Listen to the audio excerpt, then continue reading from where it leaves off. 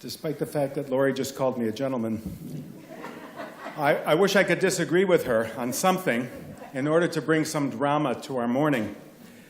But the fact is, I embrace and endorse everything she says.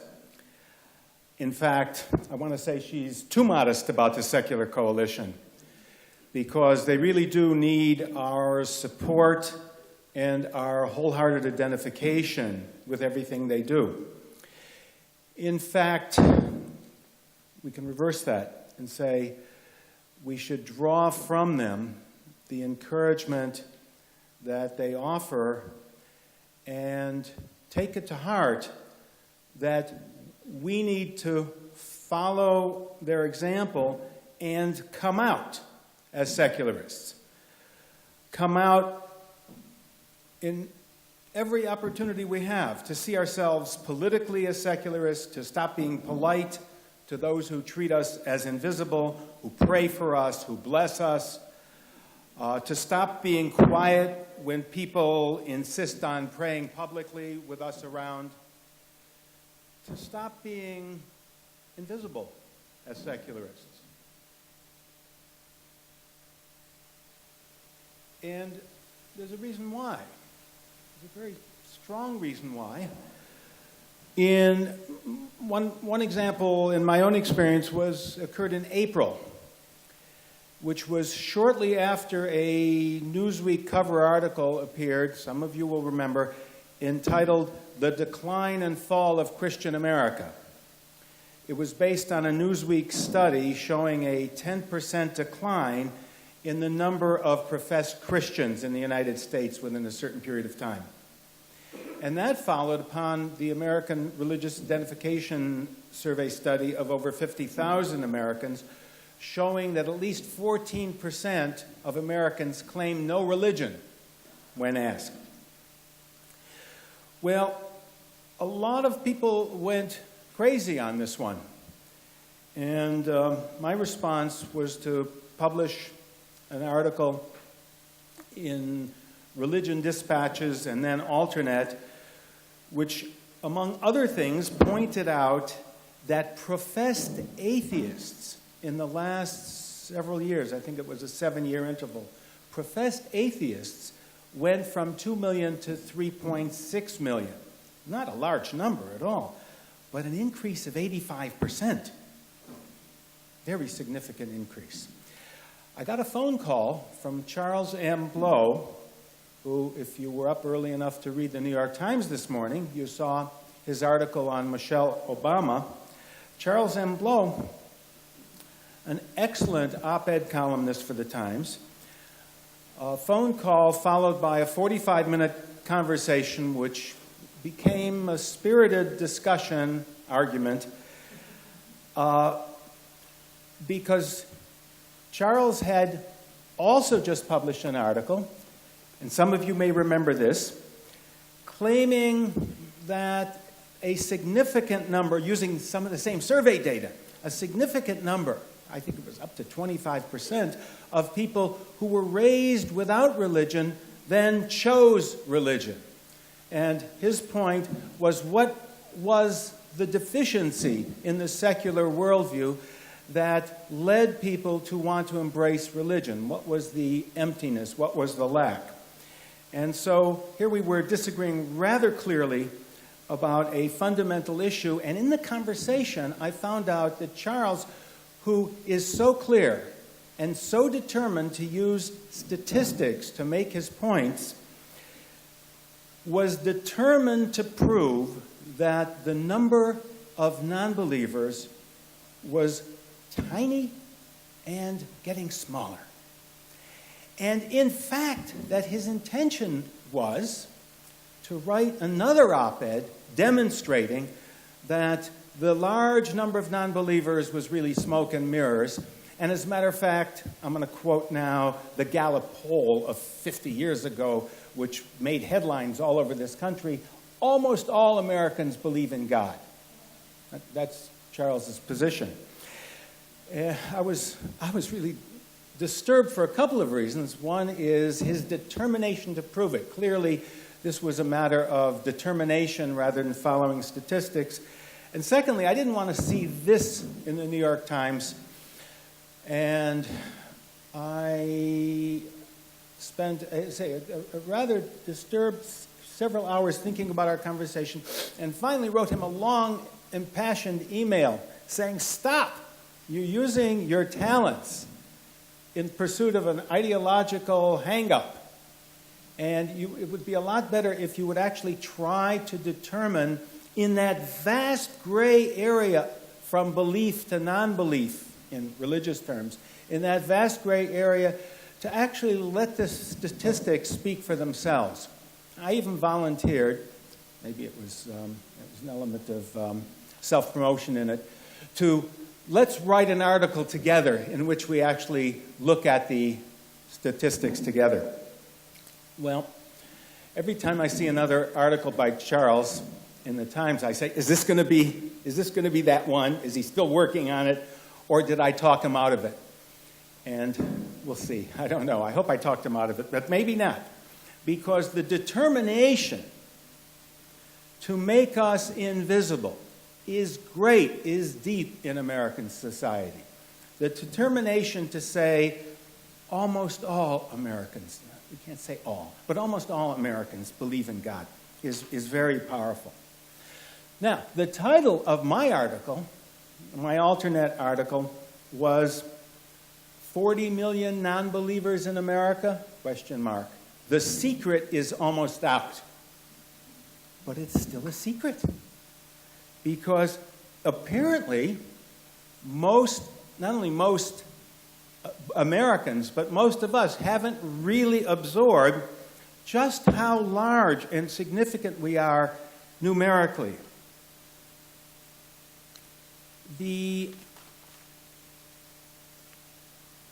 fact, the astonishing reality is that depending on how you count Hispanics, whether they're all a single minority, which many of them don't think so, although statistically I understand they're counted as a minority, depending on how you count them, secular Americans, non-theists, are the largest minority in the country, more than African Americans, more than gays and lesbians, and we can certainly regard ourselves as America's most invisible minority. This is especially so if you look at the polls carefully and ask what happens when the widely scorned labels atheist and agnostic are replaced with specifics about beliefs. If you give people the real choice to say there is no such thing as God, or there is no way to know, or I'm not sure, and you allow people to refuse to answer, when polls do that, over 18% of Americans do not profess a belief in a God or a higher power. Over 18%. Moreover, if you take the further step and include those who speak of a spirit or higher power, but not a personal God, you wind up with less than 70% of Americans, less than 70%, who claim to believe in God. Now, I understand those numbers compared with Scandinavia, compared with France, compared with Britain, compared with Northern Europe, compared even with Italy or Spain. Those numbers are still pretty significant. But it's really no longer possible to proclaim nearly all Americans believe in God, let alone all Americans believe in God. As a matter of fact, the Gallup poll has recently revised its polling in the last several years to no longer include God or higher power, because that gets so vague, and to give you a choice between God or a higher power. And even the Gallup poll now has just slightly over 70% claiming to believe in God. So what's happening, according to everyone, is the numbers of believers, those numbers are going down. The numbers of secularists in one form or another, are going up. More interesting for me, even more interesting, is what the Pew survey turned up last June. This was of about 35,000 Americans. And no one has pointed this out, that when people are asked not about religious beliefs specifically, but where do you get your morality from? People are given the opportunity to answer. And they can answer from daily life or from my education or from science or from religion. The percentage of Americans saying, I get my moral beliefs from religion, is an astoundingly low 29%. 29%. Now, if you take a step back and say, wait a second, what we've got here is a different kind of America than we're used to thinking about. Because what we're told is nearly all Americans are religious and a small percentage are not religious. Looked at more closely, it turns out that there are about a third of Americans who are, you might say, deeply, profoundly, literalistically religious. A percentage that fits with the 35% or so of Americans who reject evolution, because those people are all the literal believers. A little over one-third reject evolution. A little over one-third are literal believers, are fundamentalist believers. On the other side is about 1/4 or more secular Americans, either non-believers or believers in spirit, or even those significant number of believers who are deists, who believe that God started the world and has nothing to do with it. So a good quarter of Americans or more are in that camp. And in the middle are about 40% of Americans who really accept the separation of church and state, who accept the Bible, but interpret it, do not accept it as a literal truth, and who live most of their lives or all of their lives as secular lives. A large gray area, including people who go to their priests, ministers, and rabbis for counseling, not because their priests, ministers, and rabbis are giving them the Word of God, because they've had training in psychotherapy, secular training. And that gives you a sense of how the secular world has sort of infiltrated and affected the religious world. So there is that very large middle ground. Now, to come back to the 29% of Americans who get their morality from religion, what happens if you factor out the 33, 35% who are the ultra-religious?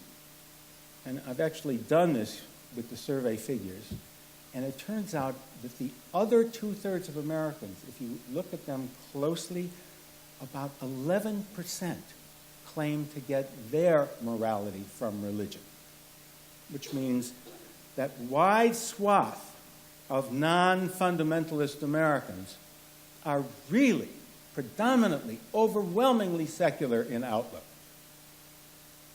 So what I'm doing here is trying to correct the picture.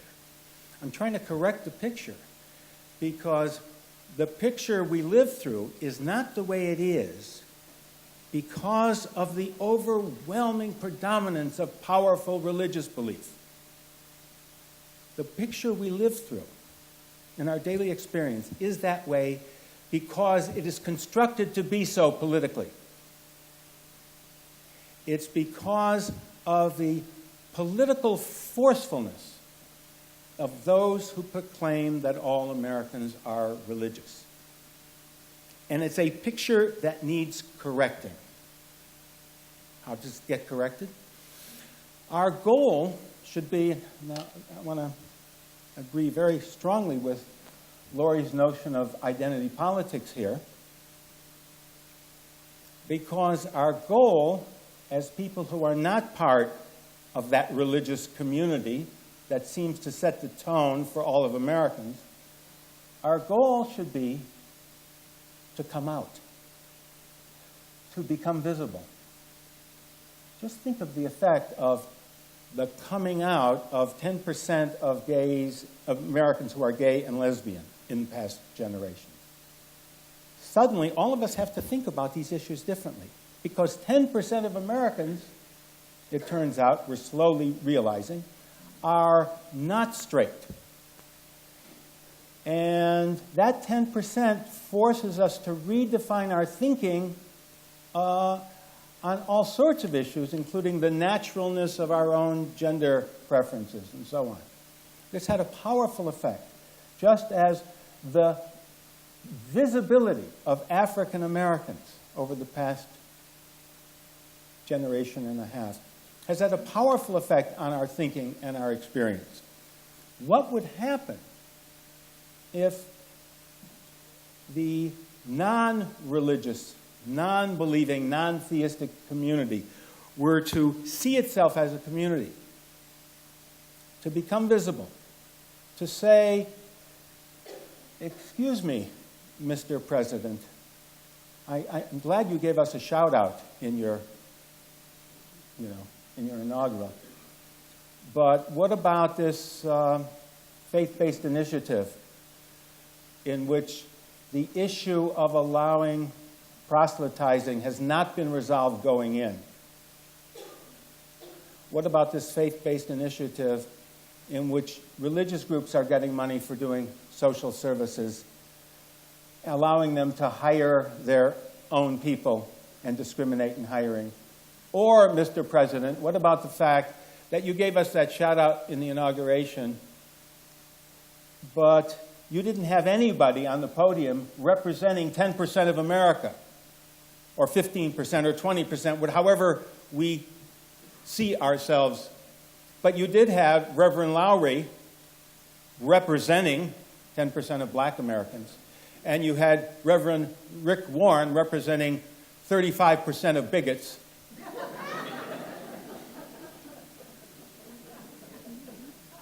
Why not Lori Lippman Brown?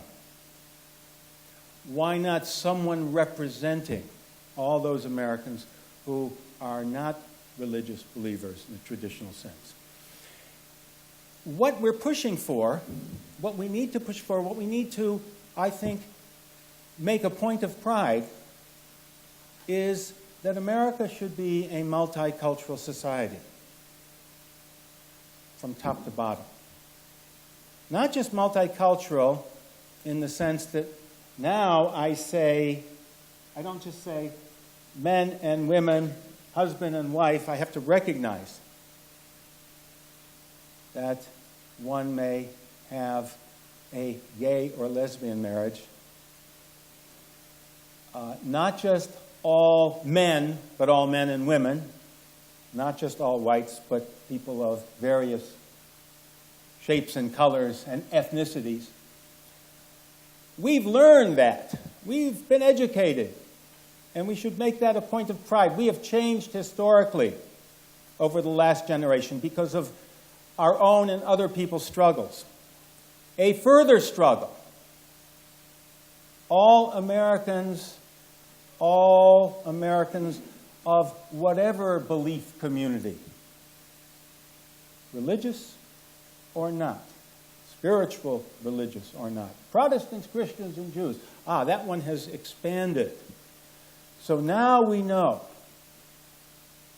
that if you're a religious American, it's expanded so much that if you're a religious American, by and large, 70% of religious Americans are willing to accept that any believer can be saved. Doesn't matter who you pray to. Even George W. Bush said it doesn't matter who you pray to. So even the traditional bigotry of white evangelicals has stretched out to include other believers. Well, we need to push further and to say it's not just a matter of religious believers, whatever belief. Whatever belief. And the only way that's going to happen, and this is what makes the whole thing kind of exciting and uncomfortable, the only way this is going to happen is if it works out on a molecular level. Molecular means us. In other words, if we insist on not being invisible when Americans are categorized, when people are discussed, when someone prays for us, we insist on saying, thank you, but I don't pray. I appreciate it, but I'm not religious. Or thanks, but I don't believe in God. Or thanks, but I have a different set of beliefs. And I'm suggesting, in other words, that we need to think about how to do that sometimes painfully, sometimes confidently, sometimes forgivingly, sometimes angrily. It all depends on the situation, and it depends on ourselves. And in the process, identify larger communities of people with the same orientation, and link hands with those people. Jews, non-Jews, that part doesn't matter. Now, what makes us different, of course, is that unlike African Americans, we can melt into the crowd. No one sees us. They can just assume we're religious. But of course, that was the same with straight politics, and has always been the same with straight politics. It took gays and lesbians a very similar coming out effort to get out of the closet and to say, hey, we're here. We're not going to be invisible anymore. And that's the project. And I think it's a political project, yes, with the secular coalition, and I think we need to see it also in and of and from ourselves as a personal project. Thank you.